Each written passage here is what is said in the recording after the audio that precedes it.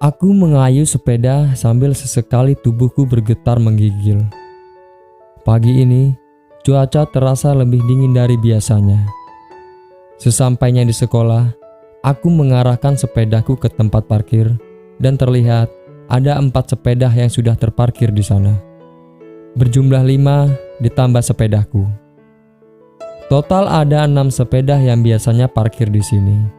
Aku hafal siapa saja pemilik sepeda tersebut. Dalam hati, aku berkata, mungkin Anto tak masuk sekolah hari ini. Bagi siswa yang membawa motor saat bersekolah, harus memarkirkan motornya di luar sekolah. Biasanya di rumah warga sekitar yang menyediakan tempat parkir untuk para murid. Karena di sekolahku melarang muridnya menggunakan motor untuk berangkat ke sekolah, kecuali diantar oleh walinya. Meski begitu, masih banyak siswa yang berangkat menggunakan motor. Pada pukul 10 pagi, saat jam istirahat pertama, aku duduk di kursi yang ada di depan kelasku. Memang aku berniat untuk tidak ke kantin, agar aku bisa menyisihkan uang sakuku. Aku melihat Bambang dan Ade berjalan menghampiriku. Mereka adalah pemilik sepeda yang ada di parkiran. Sedangkan 2 pemilik sepeda lainnya adalah kakak kelas 1 tingkat di atasku yang kami saling kenal tapi tak begitu akrab. Bambang dan Anto mengajakku bersepeda bersama setelah pulang sekolah nanti. Namun aku tak ikut bersama mereka kali ini. Ketika pulang sekolah, aku langsung mengayuh sepedaku menuju rumah kakak wanitaku di desa sebelah, yang berjarak sekitar 7 km dari rumahku. Dari kejauhan, terlihat sebuah rumah yang lumayan besar. Terdapat sebuah mobil expander berwarna hitam terparkir di garasi. Aku melihat keponakanku yang berusia 2 tahun sedang sendirian bermain mobil-mobilan di teras keramik toko butik milik kakakku yang tempatnya berada persis di samping garasi mobil. Sesampainya di sana, aku meletakkan sepedaku dan menghampirinya. Ia pun tersenyum saat melihatku. Lantas aku langsung menggendongnya dan melihat ke dalam butik. Ternyata kakakku sedang melayani pembeli di butiknya. Sepertinya aku datang di waktu yang tepat, karena aku bisa membantu menjaga Theo sekaligus bermain dengannya. Setelah aku memberitahu kepada kakakku bahwa aku akan mengajak Theo bermain, aku pun berjalan menuju sebuah warung yang tak begitu jauh tempatnya. Aku berniat membelikan jajan untuk Theo dari uang saku yang kukumpulkan selama 3 hari ini. Aku membeli es krim, snack, dan beberapa coklat yang merupakan jajanan itu adalah Theo sendiri yang memilihnya. Kami pun bergegas kembali menuju rumah kakakku. Theo terlihat anteng saat ku gendong. Sesampainya di teras toko milik kakakku, aku menyuapi Theo jajanan yang telah dibeli tadi. Aku sangat senang bisa membelikan jajanan untuk Theo, meskipun masih menggunakan uang saku yang kusisihkan. Aku sangat menyayangi Theo, karena dari dulu aku sangat menginginkan seorang adik. Badannya yang gemuk dan besar, ditambah pipinya yang tembem, menjadikan Theo bayi yang sangat menggemaskan. Bermain dengan Theo menjadikan waktu terasa begitu cepat. Aku pun berpamitan pulang karena waktu sudah sore. Sesampainya di rumah, aku melihat ayah sudah pulang bekerja. Tanpa diperintah, aku langsung membantu ayah merapikan terpal dan keranjang yang ada di bak mobil pickup L300 milik ayah. Tak lama kemudian, para petani berdatangan untuk menjual hasil panen kepada ayahku. Ayahku adalah seorang pengepul buah dan sayuran dari para petani, yang kemudian ayahku menjualnya kembali keluar daerah dari desaku. Meski hidup dengan kesederhanaan, ayah mengajariku agar bersyukur dengan apa yang kita miliki. Ayahku adalah orang yang disegani di desaku, sesuai dengan namanya, Wibowo, atau Pak Wi, orang-orang biasa memanggil ayahku. Di usiaku saat ini, Aku belum mengerti betul tentang apa dan bagaimana seseorang bisa disegani. Yang ku tahu, ayah tidak pernah berkata kasar ataupun marah, apalagi memukul. Ayah punya cara sendiri dalam menahkodai bahtera rumah tangganya, sehingga tercipta keharmonisan di dalam rumah, dan menjadikan anak-anaknya sebagai seorang anak yang patuh dan berbakti kepada orang tua. Waktu pun berlalu.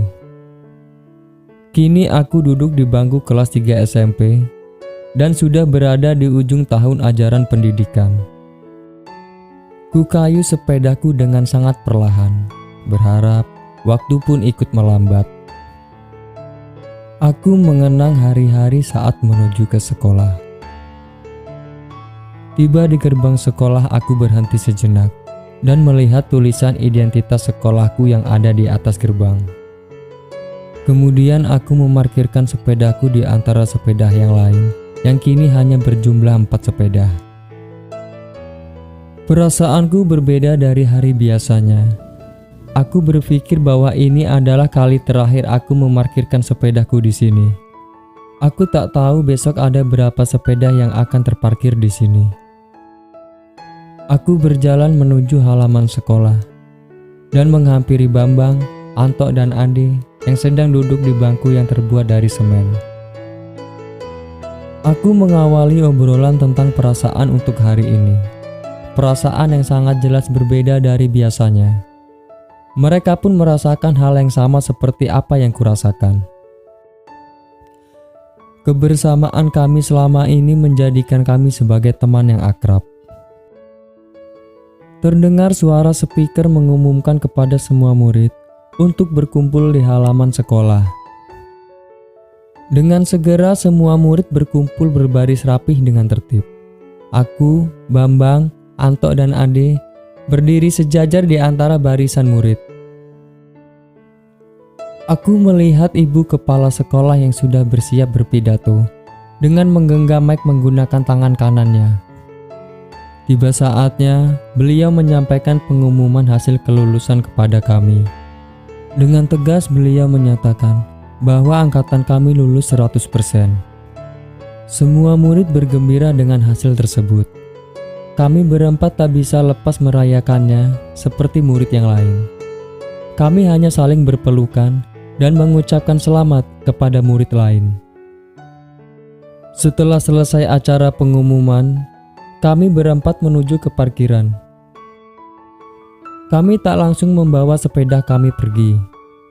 Kami membiarkannya agar sepeda kami terparkir lebih lama di sini.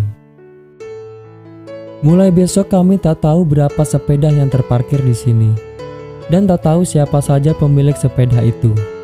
Atau mungkin tak ada lagi sepeda yang parkir di sini. Yang kami tahu, mulai besok kami tidak lagi memarkirkan sepeda di sini.